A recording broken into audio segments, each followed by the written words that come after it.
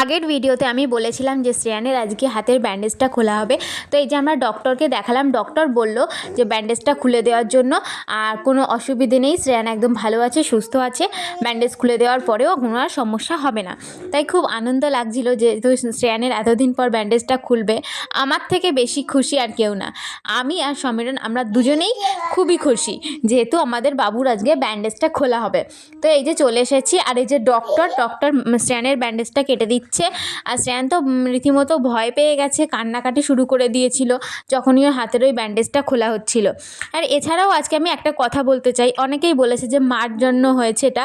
দেখো, কোনো মায়ে কিন্তু চায় না যে তার সন্তানের কোনো অসুস্থতা হোক বা এরকম ধরনের বড় বিপদ আসুক, সেরকম আমিও চাইনি, ঠিক আছে? তো এটা অ্যাক্সিডেন্ট বশত হয়ে গেছে। এবার আমার শ্রেয়ানকে আমি একা সামলাই, ও খুব দুষ্টু, খুব দুরন্ত, সেজন্য পড়ে গেছে, পড়ে হাতে ওর মচকা লেগেছে। তাই অনেকেই যে এই যে চিন্তাভাবনাটা করো যে মায়ের জন্য লেগেছে, এটা একদম বাজে খারাপ চিন্তাভাবনা।